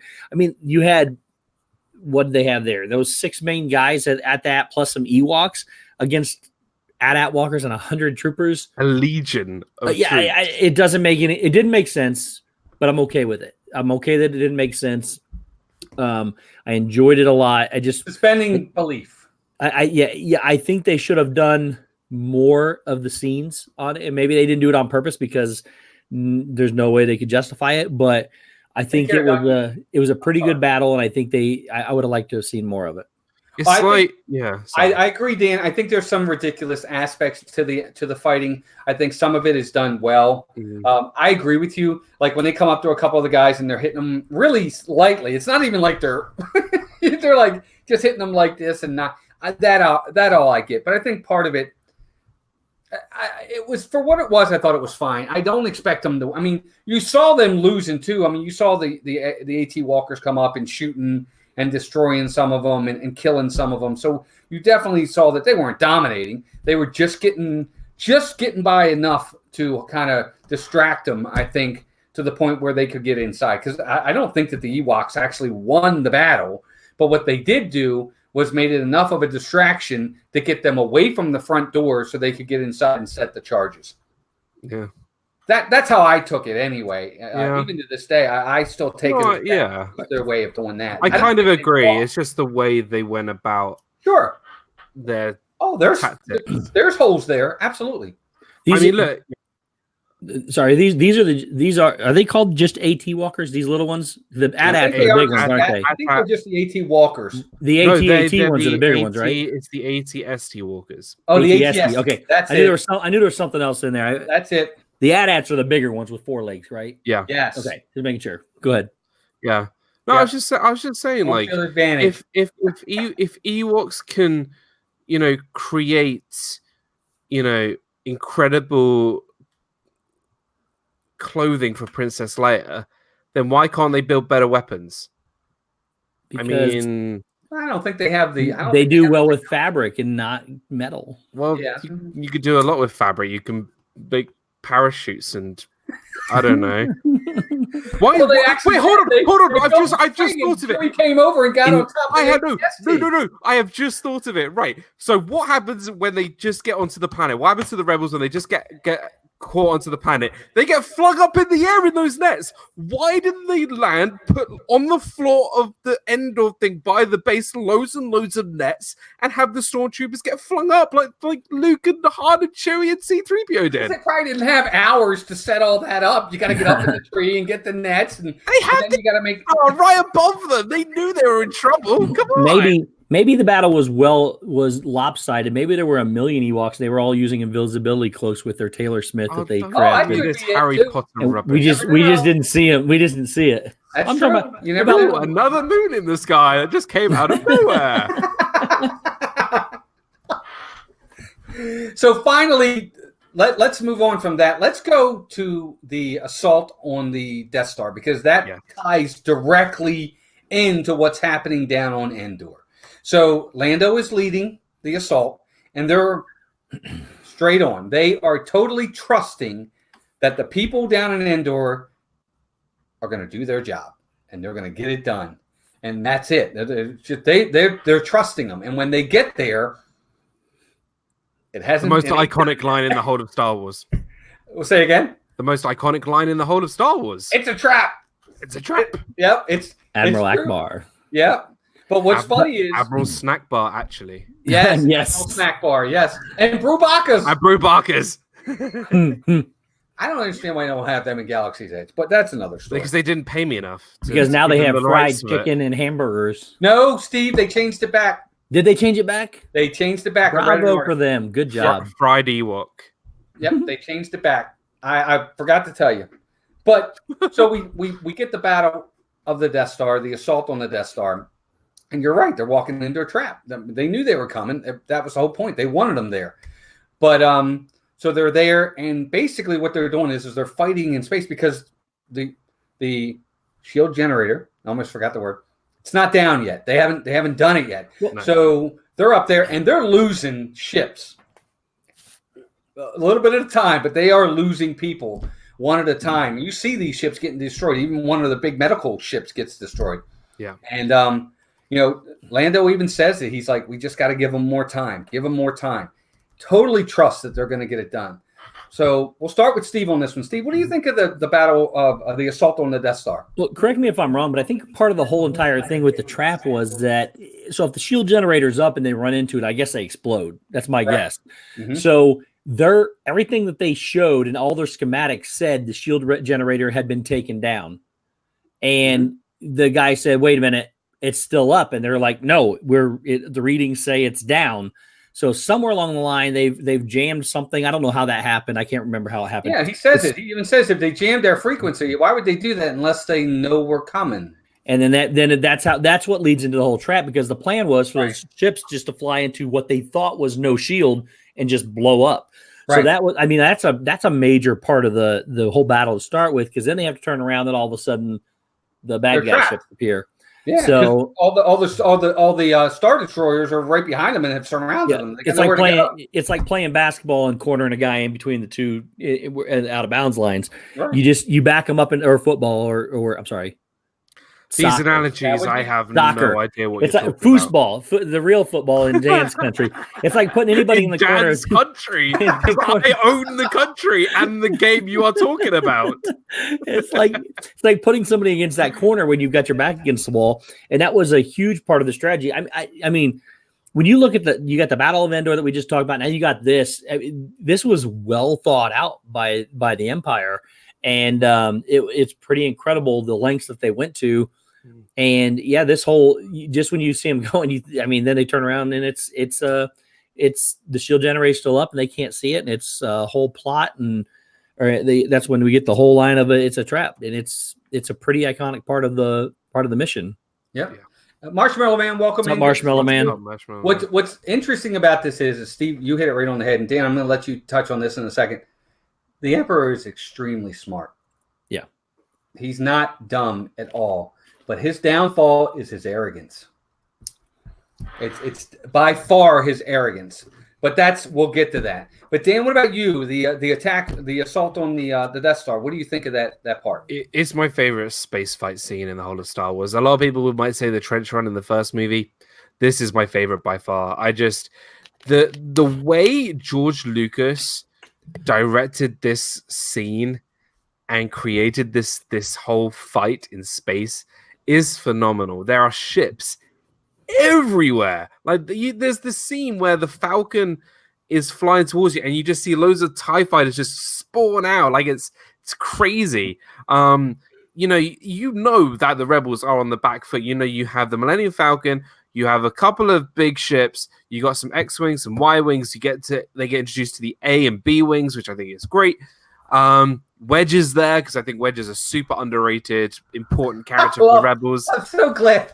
I'm so glad he came back for this movie. I don't care. I'm giving it away. I'm so glad he lived and they showed him. Oh, you're right. Yeah, and you got Lando in the Falcon with Num guy, Num. And you got the Star Destroyer. No, sorry, the Death Star. And other way. You not only do you have like 7 Star Destroyers, you got the Super Star Destroyer as well there with 1,000 TIE fighters coming at you. Mm-hmm. This is it's insane. Like it's just madness, and just the way even the smaller minor characters have roles. Like the guy who was in the A-wing, he just plummets through the Super Star Destroyer. It's just like, I don't care. I'm taking this thing out straight through, straight into the Death Star. Like it's just such a fun just space fight. Like it's crazy. And I'm there. What I was always thinking, I'm like, hurry up and get the shield generator down, please. We're losing ships. Yeah, hurry up. Just because they knew they were restricted on time, and they knew they could not win this fight without the shield generator going down. There was too few of them. And you got Admiral Akbar and his fish friends calling all the shots. Mm-hmm. It's mad. It's crazy. Yeah, I agree. I'm there the whole time. I'm like, hurry up. We're losing ships. I actually just want to go and watch that whole sequence right now because it's so good. Got done watching it about an hour ago. I know. But so from there, of course, finally on Endor, they do destroy the shield generator, and that pretty much opens the floodgates for them to go in and attack the inside of the Death Star. And we'll come back to that in a little bit, because that kind of finishes up that story. They did what they needed to do down below, which now gives those guys that are assaulting the Death Star what their job is. And they don't touch on it too much, but we know what happens. Lando goes in, makes the shot, and does what he needs to do. But now let's get to what I feel is probably the most important part of the original trilogies for me, and it's definitely the most emotional, is the scene in the throne room. And it's the one we had been waiting for. We still don't know exactly whether or not Luke's gonna win this battle. And I mean up here and here, not physically. Is he gonna win the battle? Is he gonna turn? Is he gonna be the guy that takes over for his father, or is he gonna win? I think it's awesome. It is emotional. It really shows me. I'll get into my side of it in a minute, but Steve, we're going to start with you, buddy. Throne room. What are your thoughts on what do you like? What didn't you like? Maybe talk to me about your thoughts on the throne room. Well, this has to be the end of what could be the biggest villain grouping of all time, and that's you get Luke. You see how Luke is starting to possibly turn to the dark side. That's what they're trying to hope for, anyways. Emperor Palpatine's trying to bring out the rage in him. He is being arrogant, but I think he's doing it for a purpose, and that's to, hey, get mad at me, strike me down, do whatever you got to do. Let that rage fill you and turn to the dark side. And he gets into it with his dad, Darth Vader. They have a little lightsaber battle, and you can start to see, I thought it was done really well, where that rage in Luke takes over when he just starts wailing on Darth Vader at the same time, knocks him down, then cuts his hand off. You see that emotion and that rage inside him, and then he stops. And just knowing what he had done, that changes things. And then, of course, Palpatine gets mad at him, and since he won't do it, then he says, you're going to pay with your life, starts doing his little shocky thing and basically killing him, to which, I mean, are we going through the whole thing or just stop? No, we'll stop there for now. We'll stop there then. We'll get to that in a minute. So, but yeah, it was pretty incredible. It's one of the more epic one-on-one battle scenes, if you want to call it 2-on-1. But it's one of the best lightsaber battles in my opinion, and it's just because I think its semblance meant so much to the whole of Star Wars that I think it was probably the most important battle. Maybe not the best, but the most important battle in the entire, even to still today. Gotcha, Dan. Before we get to the major, what happens there, as the Emperor is taking Luke out, but kind of talk about leading up to that in the throne room, kind of like Steve did. What did you like about that, or maybe didn't like? I mean, I love the the little shot before they cut it where you got the Emperor sitting in his chair and you have the red and the blue lightsaber, green lightsaber, just cutting across each other, showing the light and the dark, and the guy who's causing all of it, he's right in the middle of it. I think it's just great. And he's just laughing there. He's just laughing, just like, I've achieved father against son. I'm going to win in the end. Again, it goes back to that arrogance. And you can see the evil in his eyes at that time too. Yeah, absolutely. Wow. It's fantastic. And then, you got this fight going. Luke does a flip into this little, like, sort of circular area, and then he goes onto this sort of almost like a balcony. And he said, that's the word. And he says, I see the good in you, the conflict. And Vader's still denying. He's like, there is no conflict. Like, there's nothing going. I am fully devoted to the Emperor, to the dark side. You are coming to the dark side. And I just kind of just like, it's kind of like, sort of like, did you eat the last cookie? No, I didn't eat the last cookie. I can tell you ate the last cookie. You got crumbs. Like, that's exactly what it is. He's literally just like denying there's conflict, but there is conflict. Oh yeah. So I just love that, because he's just, especially when like the Emperor's sitting right there, he can see everything. He has to kind of say that there isn't. He's trying to act cool that he didn't eat the last cookie. That's what I see it as. But no, I think it's great sort of like kind of a build up, and it comes to a point where Luke is trying to stay calm, trying to, keep to Yoda's teachings. And then Vader just goes like, if I can't turn you to the dark side, perhaps she will. And he knows that Leia is Luke's sister. Like, he knows this. He wasn't even told. And it's just where Luke loses control. It's fantastic. And the music is phenomenal. Just phenomenal. The echoes, the booming echoes of voices, and it's fantastic. Really fantastic. So when I see these scenes, okay, when I see the scene where he's looking out into space and he's seeing his friends in space lose, and he hears about his friends down on Endor have lost and they've captured him, and he's standing there and he turns around and he takes a swipe at the Emperor, like you said, but Vader blocks it. And then later on, when Vader says to him, "Sister, if you won't turn, maybe she will," I don't take it as rage. I take it as love for the people that they are threatening, and it's his way of trying to protect them. He loves his sister. He wants to make sure that she doesn't turn to the dark side, and he's going to do everything he can. He loves his friends. He doesn't want them to get hurt, so he goes after the Emperor in that way. I think it's all from love. I think that's where the Emperor goes wrong. He thinks it's rage and hate. I don't think it's hate. I think it's love for his friends that's making him go ballistic and go after Darth Vader. Because I don't think he would have beat Vader if it was hate. But I think it's that love, that emotion, and that love that can cause you to go to rage to defend and protect whatever you need to do. And I think, I don't know if it ever.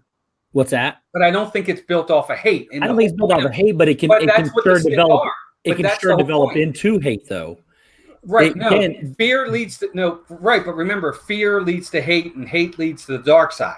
Okay, so if he feared that they were going to turn her, that's the first principle to start to get it going down that path. And I know this is a prequel, and this may not be any part of it, but it happened the same way with Anakin. His love of his mother and everything, and then that fear that turned into fear and hate because of what they did to her. If that would have happened with Leia, Luke would have done the same thing and could have gone down that same path and emitted that same rage to turn to the dark side. That's true. All right, I guess I can see that point. Absolutely. I want to say hi to a few people. Jack Twaddle's here. Captain Akron 27's in the house. And I don't know if I said hi to Nathan. I want to say hi to Nathan as well. So for me, I totally get that, Steve. You're right. But I took it more as a love thing for him. And he just let the love instead of the hate win here. And this was the first time for me that you actually see Darth Vader, literally lose. I remember watching this in the movie theaters, and I'm like, he's losing. You had never seen Darth Vader lose even a little bit to this point. And you're like, he's losing, and he's getting beat. And then he's there, and he's chopping down one, and I'm like, he's got him. And then he chops off his hand. And for me, one of the best scenes in the entire movie is when he turns around and he throws down the lightsaber and he says, "No, I'll never turn to the dark side. I'm a Jedi like my father before me." It's a great, great line. It might be corny to some people. I love it. You guys know me. I love the good guys winning. The bad guys win in real life all the time. I like the good guys winning. And when he did that, it was like, that's awesome. Good news. But though it's kind of like, oh wait, now I'm in trouble. Yeah, that's exactly right. I'll be like, can I just go pick up my lightsaber again? I know it's now that you think about it, you're like, you idiot. That was a bad decision. It was just and Kay put an interesting point there, because it's kind of what I think too. She said Vader through the fight. I actually think he was holding back, and like I said earlier in the show, he was starting to show that emotion and love for his son as a father-son connection again. And Vader, like you said, it's the first time we see Vader lose. I don't think it was anything special Luke did, because Vader could have just choked him with his two little fingers and said bye-bye. I think it was because it was his son. He was still trying to lure his son one way or the other. But it was all about him and his son. It wasn't about destroying his son. It was about either convincing him to come to the dark sides or joining him. So he wasn't fighting to win, in my opinion. I agree. But for me, I think you're right, Steve. I think he could have beat him, but he was losing. why he was losing. It might have been on purpose. It might have been because he was holding back. Either way, this is the first time we were seeing Darth Vader lose. Yeah. And it was shocking. Yeah, for sure. 100%. Yeah. So, Dan, Yes. just like you said, he throws it down. He says, I'm a Jedi like my dad. And, of course, the Emperor, who doesn't really like losing, says, well, you know what? If we can't turn you... No, you have lost. Wow. But he does. He basically says, well, if we can't turn you, then you have to be destroyed. And out comes the electricity, and he starts killing him. Because obviously this is episode 6. Like, we didn't know about this lightning thing. No. We're like, oh, this is this old man with a walking stick. We have no idea. Oh, wait, we probably does have a lot of power. Oh, he has lightning coming out of his fingers. Dude, that is so cool. But it's awesome. It's like, man, this guy really, he's a bad, you know what? He's Storm from the X-Men. Yeah, he is. He's like, he can, if he has to take you out, he can take you out. He will do it. But like, you can tell like how much power he has because he literally drops Luke like that. Like, he just takes him down. Yeah. Well, we knew he had to have power too for everybody to fear him. We just didn't know to what extent it was. I agree. 100% correct. We had never seen him in action, so to speak. And when we did, he doesn't disappoint. And you can see what's really great about Ian McDermott is when they showed him in that scene, when they do the close-up of him and he says, now you're going to die. You see it in his face as he's hitting him with the electricity. You see the evil. He did such a good job of he's like clenching his teeth. And he's like, yes, it's great. It's great stuff. He was awesome. Great acting. Yeah. Yeah, I agree. But no, just Steve, go ahead. No. I was just gonna go pass it on to Steve. So Steve, from there, Luke's dying on the ground and he's saying, Father, please help me. And then we finally get to the scene where Vader makes the choice. And he could have made a choice either way. He makes a choice and he takes and lifts up the Emperor and throws him a really long way. Without the no, like not that cut because there's the nose in there, which added in. I was just like, why did you ruin this? I know. Well, I don't even. It's not even James Earl Jones saying it. Yeah, it's terrible. But so he picks him up, he throws him over the side, and that's supposedly we thought at the time the end. Yeah.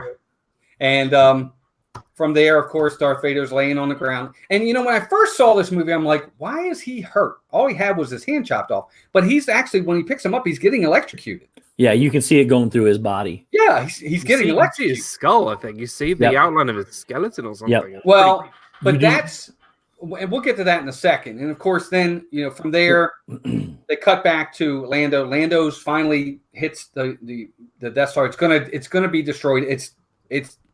It's crumbling, and Luke tries to save his father. He brings him out to the ship, and for the first time ever, we get a glimpse into what Darth Vader looks like under that mask. And I'm actually really glad that he is hideous because that makes it more realistic to me. And the back of the head, I don't think that's from the electricity. That's just him because you see that in Empire. Well, see, I thought it was from the electricity because I think if you look, it is actually like it looks like it's got fresh blood and some smoking on it too. Well, it may have been what's that called? Upset from it, yes. But when you watch, I think it's Empire Strikes Back when he's in his hyperbaric chamber or whatever it is, and where he can take his mask off. You see him from behind, and he's just hideous from behind. Mm-hmm. I think it makes it more realistic that he's not this. He's not Brad Pitt under there. Well, and he can't. I mean, he's had every limb chopped off. They say he's more robot than man, right? But and going. I think some of the damage was like Dan said, what Dan was talking about is when he's getting electrocuted, you see his skull through the mask. It's like lit up and it lights up through there and you can see the outline of his skull. I've never seen, I'll have to look at that again. I'm pretty sure I saw that on here anyways. It looked like a skull to me. But going through that whole process, hi, Meg. When you see him when that helmet gets taken off, number one, he needs it to breathe, I think. Right. Number two, he just took what I'm not sure what the wattage or the voltage is of the fingertips, but it was pretty heavy. And I thought it was a really good job of when they take that mask off. We already knew he was supposed to be hideous because he was destroyed, all but destroyed. Mhm. And I think between that and the electricity doing the number on him, I thought they did a really good job of portraying what he should look like when you take that mask off. How messed up would it have been if he took off the helmet and you just see Alec Guinness as Vader? Oh, that would have And been. you'll be like, whoa, like this is a complete mind-boggling moment. Well, they could have done that. That could have been They could have crazy. Well, Obviously, you they'd know- have to explain episode 4, but Well, right, but you know what they were originally going to do. The whole storyline was what they were going to do was originally was Kenobi killed his father. It wasn't going to be that Darth Vader was his father. It was going to be that Ben Kenobi killed his father. actually, yeah. Yeah, but then they didn't like that storyline, which is correct. I don't like it either. Hey, I like the way they did it. Yeah, well, I agree. Yeah, no, I do. I agree. 100%.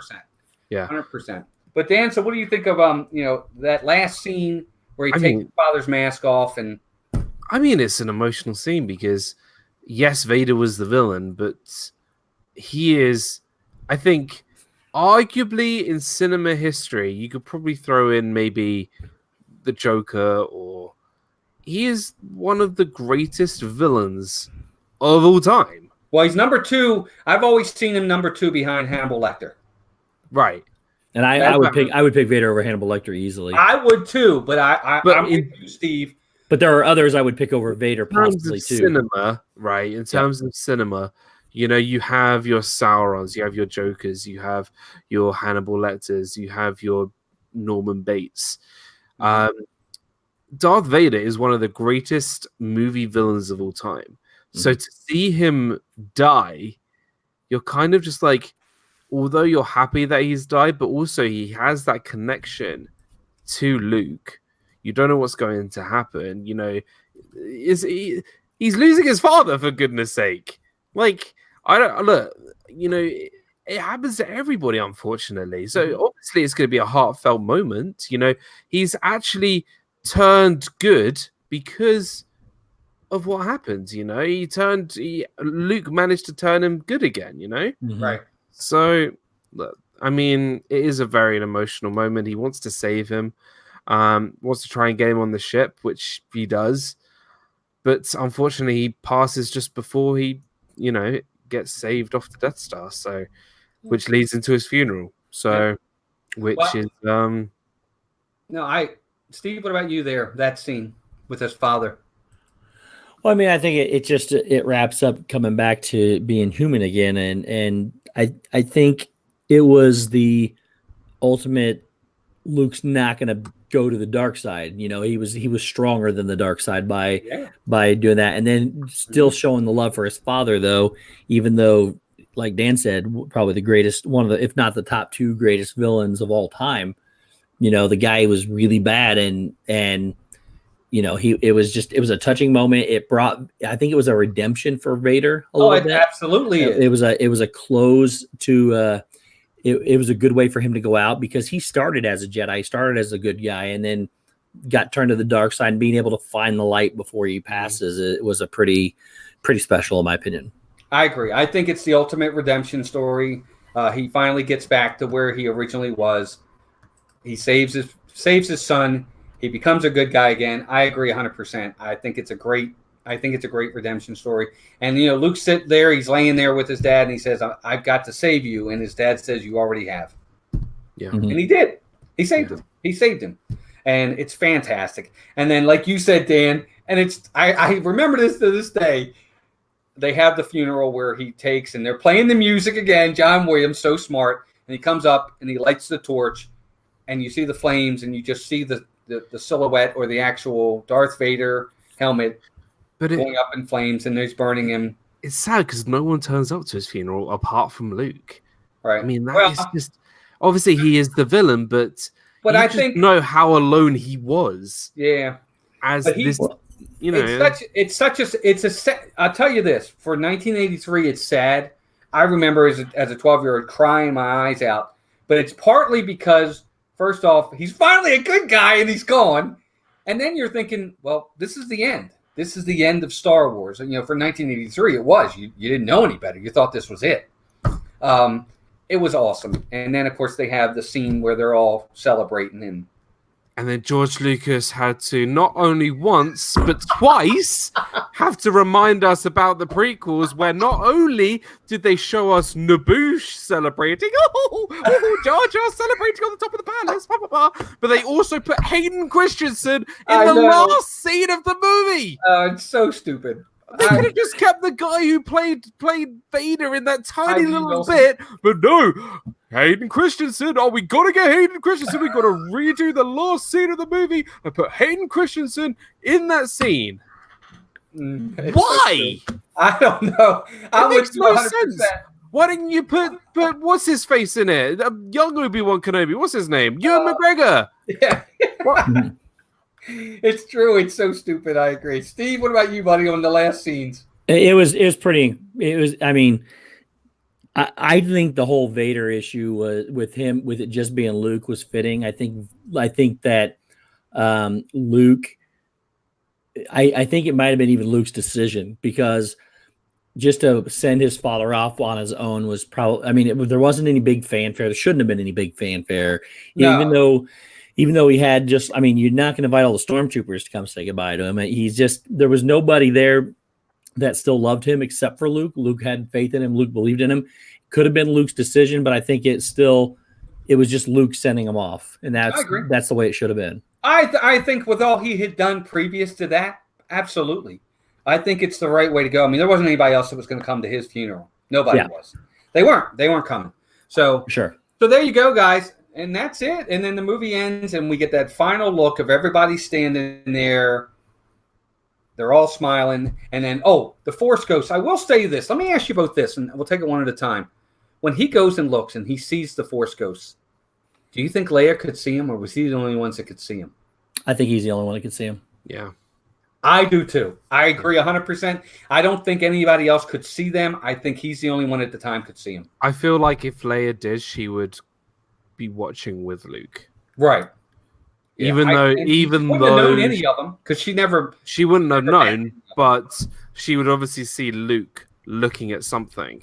Right. And then obviously that would have meant something to Luke. So obviously she would be intrigued by it, but I don't know. I don't think. I think her abilities came closer to episode 7 than it did at the end of episode 6. Gotcha. And Brady says, in reality, the death of the enemy leader doesn't necessarily mean they automatically win the war. No, it doesn't, but I think that's just automatically assumed that they win at this point, because with the leader gone and the second in command gone, I'm sure there's chaos there. I'm sure it all crumbles. Yeah, because this guy called Snoke. It's kind of assumed that they win at that point. So Big Papa Snoke shows up. Yeah, basically. All right, so Steve, I'm going to start with you, buddy. Your overall feelings on Return of the Jedi. Let me know where it ranks for you in the movies we've had so far, and what your overall thoughts are. So, in my opinion, it's the best of the original trilogies. In my opinion, okay. It is. I thought it was very well done. We lost a lot of key iconic people. We lost Yoda, as far as a physical being. We lost Yoda. We thought we lost Palpatine. We lost Vader, the biggest bad guy of all. Him too. We lost Boba Fett, who is extremely popular. You lose a lot of good characters, and it was a fitting end to a trilogy that which don't get me wrong, I'm also love the prequels and I love the new ones as well. And I'm glad they can doing them, but in my opinion, it was the best of the original trilogy. I love the Ewoks. I'm glad they introduced Endor and the moon. I'm glad that there was so much surprise by the enemy. The fact that they were leading them right to a trap. There was a lot of, in my opinion, especially for back in 1983, there was a lot of twists and turns. Things you thought were going to happen or like, oh no, the actual shield generator is still up. And, it's just all that, the fact that you thought the good guys had a really good plan and they were actually going into something the enemy already knew. I just thought the whole movie was done pretty well. And like Dan said, there was a few corny parts and things could have been done better. But for me, it's the best of the original trilogy. Cool. Where's it rank overall on your list? Where would you put it? Counting the new ones or just counting the ones you've talked about so far? No, all of them, including new. You can do that. Fourth. Okay. Maybe fifth. Okay.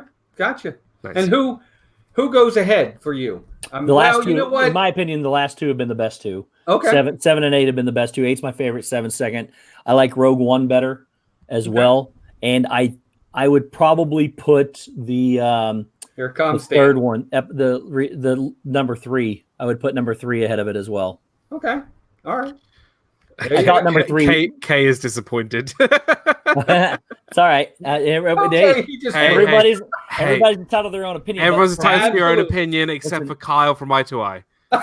Yeah. For me though, I'm the guy that likes them all. Every single one of them. I don't hate any of them. It's just where I rank them a little bit differently. Sure. So I love all of them so much so far. I don't think they've done injustice on any of them. Gotcha. Attack of the Clones was maybe it's the least favorite of mine. It was pushing the limits, but I still respected it. I loved it because it told Boba Fett's story. Gotcha. So what about you, Dan? What do you think overall? Return of the Jedi, and where's it rank? If you were asking 10-year-old Dan, this would be number 1 for me. Just the last act alone is phenomenal. But over time, although it was my favorite as a child, it's still one of my favorites. I put it at number 3 for me, just because of how, although it is very cheesy, very corny, I did grow up with it, and it was aimed those cheesy parts were aimed kind of for my age group anyway. But just again, the last act is fantastic. The first act with Jabba on the barge, I mean, it's all fantastic. I just wanted a little bit more Yoda. The whole dress thing with Leia just annoys me. Those kind of those small things just annoys me. But having a stormtrooper being flung back by a piece of rope 300 feet just does it for me. So I'll put it as number 3. Empire's my number 1, followed by A New Hope, then Return of the Jedi. I love this movie. I mean, like I said, I could watch it. It's nearly 2 a.m. I could watch it right now if I wanted to. Yep, I agree. So for me, I love this movie as well. It's a culmination of a trilogy at the time. Again, that we just thought that was going to be it anyway. We didn't think anything else was coming after it. It ranks 2 for me behind Empire. And the only reason why it ranks 2 is because of the last section of the movie. The entire last part that we talked about was just awesome. It's very emotional. I like those kinds of things in movie. I know a lot of people go in for action and fun and comedy. I really like a lot that touches me here and here. I think that does that on a lot of different levels. I really enjoy that last act a lot. And so for me, it's number 2. I love the original trilogies. It's what I grew up with. It's what I knew.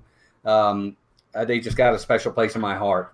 So it ranks 2 for me. And maybe it'll be different. Maybe after this next one, maybe J.J. Abrams will redeem Rian Johnson with this next movie. I'm hoping. I'm really, really hoping. What do you mean redeem? Rian Johnson directed the best one they've had. So and that's why they fired him. But that's why until I see it, that's why he's been given his own trilogy. I know you said no, he hasn't. I know you're saying they're pulling it. He's still listed as doing an entire trilogy coming up. So, but no, look, the Last Jedi for me is easily the best one. But we'll get to that later. We'll definitely get to that. We will get to that. But next month, the next month. Oh my gosh! There we go. Next month is Force Awakens. Look how beautiful this collector's edition is. It just dude, is that a movie case? This is a collector's edition. Isn't that nice? Force Awakens. Oh, I want it so bad. What's the inside look like? Oh, it is. Open it. Oh, I want that. Dude, Amazon. Go look on Amazon right now. You'll probably find it for like $15-16. Wow. Nice. And it's legit. Like, it's a proper, legit Force Awakens. Is that DVD or Blu-ray? Blu-ray and 3D. Nice. And bonus features as well. Nice. It is. There's Brandy and Dave. Welcome in, Brandy and Dave. So good. Hey, guys. What's up, David? All right, guys. Well, thank you, everybody in the chat, for joining us. We definitely appreciate it. I know we're almost up to 2 hours here. Thank you, everybody, for sticking with us. We really hope you guys enjoy this. Again, we couldn't do it on Sunday because Dan and I, logistics-wise, scheduling-wise, just couldn't do it. But we couldn't miss a month. We had to make sure we were doing it. And I said, well, let's do it this Tuesday. What was that? Although we did miss a month. We did. Which one did you guys not do? Well, because we were both we were all in August, so we were all in Florida, so we had to miss that one. Well, Yeah. which did you skip a movie? Or did you? Pick it up? No. We got to do. made it up. We might have to do Last Jedi and Rise of Skywalker. Oh, so you're gonna have to. Yeah, you're gonna do both. Yeah, we're gonna have to do two in the same month, but that's all right. We'll do it. We'll figure it out. But so Dan, we're gonna start with you, buddy. Thank you again, as usual. Thanks. You know, we do this every month, and I hope you've been enjoying it. I certainly have. Oh, it's been this. You know what? I was literally thinking about this the other way. Like, we need to next year. We've done Star Wars. I feel like next year we need to choose another franchise and talk about it every month or something. What did he say? Us three, Meg, Lord of the Rings. Yes, one movie every month. I know we'll add in The Hobbit, obviously. Yeah. Yep. That's a good idea. We could do that. Absolutely. I'd be down for that. It's been so much fun. I've really enjoyed doing these, and I can't believe we've done the prequels. We've just finished the originals. We have 2 movies to go, and we got Rise of Skywalker in less than 2 months. So it's going to be awesome. So excited! I can't wait to do a big review of Rise of Skywalker with you, and it's just gonna be great. It's gonna be really a lot of fun, and I think the next 2 movies, the next 2 reviews that we're going to do, is we are definitely, just between you and I, Walt, there's going to be a lot of differences. So if you guys want to see some battles, you come for the next 2. We are going to have a lot of friendly debates, and I'm looking forward to it. I really am. I agree. And what's coming up on your channel, Dan? Anything? Oh, yeah. Well, if you haven't received any notifications, please make sure that you get notified because YouTube is being funny lately. I don't know why people aren't getting my notifications, but please make sure you ring that notification bell. I am releasing vlogs every single week from my 2019 trip. Just did my Animal Kingdom one, and I've got another one next week where we hang out with some giraffes. Quite literally, there was like 20 giraffes on this Kilimanjaro safari next week. Cool. So good. I've got some other videos that I've been planning and filming, which is going to be fun. And Disney Fiasco episode 71 will happen maybe this weekend. I don't know, because it's my other half's birthday, so I'll have to keep everybody updated. If not, it'll be the weekend after, or it might be on Meg's channel because I don't know what's going on. But yeah, Disney Fiasco every Saturday, 7 p.m. Eastern Standard Time. Disney vlogs, challenge vlogs come in. Disney Food Fridays coming back soon. Good. And yeah, that's pretty much it. And it's 2 a.m, so I can't really think straight right now. And if one of my mods could please put Dan's link in the chat, I would appreciate it. It's also down in the description, but please do so. Guys, I'm sure most of you have already gone over to Dan's channel, but if you haven't, be sure to subscribe to his channel. He's fantastic. He does great Disney content. He's a wonderful part of this community. And if you know friends that are looking for Disney content as well, send them over to Dan's channel. Great channel for sure. And Steve, buddy, what can I say other than you're the first guy to repeat, isn't he, Dan? I believe so. You're the first guy to be on for the second time. How about that? See, special. Hey, I like it. Thank you guys for inviting me back. I appreciate it. Absolutely, buddy. So thank you again. This is awesome. My 2 partner channels right here. It doesn't get any better than this for me. And Steve, thanks again, buddy. What do you got coming up? Oh yeah, Dave repeated, by the way. Dave what? Dave repeated as well. He went on twice. Oh, did he? I think. Oh, so. That's right.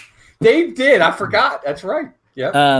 I posted the link to the Rise of Skywalker trailer in case anybody was looking for it. I know some people are looking for it. People also asked if we got our tickets. I bought mine for opening night. I don't know if you guys got yours or not yet, but yeah, I'm excited. I'm a huge Star Wars fan. I've had all the toys, I'm putting together a Yoda puzzle right here, as a matter of fact. And I think they just keep getting better. And I know Walt disagrees, but I think episode 7 was even better than all the previous ones. I think episode 8's the best. I cannot wait to see what they come up with. Cannot wait to see you guys bicker about it.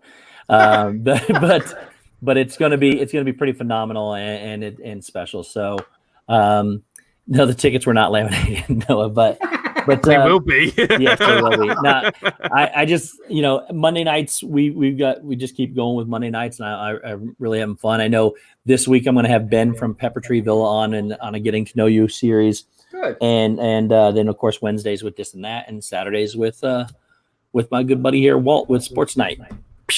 Which I had an that epic was time. well timed, by the way. I had a really epic time with Walt this weekend. Walt and Melissa. It was sad and happy to come back because this is where I live. But we had a good time, and I thank you again for your hospitality. Oh, my pleasure, bud. We had a great time for sure. You're always welcome. And Dan, if you're ever this way, come see us. I will hop over now. I mean, it All only right, take me a couple of hours, but okay. Melissa's bed and breakfast. Yeah. Breakfast is the word I heard. That There you go. anything involving food is. But Steve, absolutely, buddy. It's always our pleasure. And again, everybody, please put Steve's World's channel in the link in the chat. I'm sure everybody here has been to Steve's channel. Again, real quick, if you Dan, haven't already subscribed, please do so. And again, if you got people out there looking for another great Disney channel, Steve's the channel you want as well. Dan and Steve, both guys. Real quick, Dan, did you see the picture of the sandwich I ate for breakfast? No. Oh my gosh. I'm like Look at this open pit beef sandwich that they took me. They took me to a farmer's market. That was the sandwich I had for breakfast. It was awesome. Dude, it was awesome. It was And you didn't bother sending me one. Man, I ate one. I scarfed it down. I was thinking about getting another one for the road. It was so good. Dude, we looked at this specific piece of beef and we said we want it from that one. There was a whole bunch of them just around. We saw a guy cut one off. We went, oh, that looks really good. Yep. Because they gave us a different piece. He gave us a different piece. He said, is that okay? I said, no. We want it from that one. I want that one. Oh, my gosh. It was good. It's cooked whatever rare to well done, whatever you want it. They got it. And it was absolutely incredible. It was incredible. Pepper Tree Villa, welcome in. When you come to the UK, I'm going to take you both to a burger. It's like literally everywhere you go. They're called roadside burgers. And you find them made basically at soccer games. And they are just like the traditional greasy, dirty burgers, but they taste incredible. I bet they do. Those are the best Those ones. are definitely the best ones. It's like and then I'll also introduce you to a chip butty. Now, not chips like potato chips, like chips as in like French fry chips, chunky chips. Right. Buttered roll, chips inside. Just put some bacon in there. Oh my God! Just. And we go from Star Wars to food like that. I mean, it's me. I mean, it's true. Oh my gosh! Actually, I blame Steve because he wanted to show me his sandwich. That he had. Sorry. Right. That's Steve's fault. Oh my gosh. Well, guys, thank you again to both Steve and Dan and everybody in the chat. Again, thank you all for being here. I know a lot of you were coming up exactly on 2 hours, and you've all been fantastic.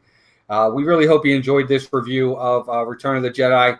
Dan and I will be back next month for Force Awakens. It's going to be awesome. It's going to be cool, and we'll have another special guest to join us. And until then, I hope everybody has a great day. Be sure to go out and check out that Rise of Skywalker trailer if you haven't already. Check out, I think Dee and Miguel are going on now. Yes. Check them out as well. Pepper Tree Villa, or somebody else is going at 10. I don't remember who it was. But Charlie and Stacy tomorrow, Diz and Nat tomorrow. Lots of people coming up. So thank you, everybody. And we'll be back Thursday, Melissa and I. And I didn't even plug my own channel. But we got a lot of changes coming up. And by the way, Melissa and I are doing Vlogmas this year. Woohoo! Are you? All 31 days. I already got my schedule made up. It's only 25. It's only 25. I asked Dee from A Disney Life for Me. She said you had to do all 31. No, you do it up to Christmas. Okay. Unless you celebrate Christmas at New Year, but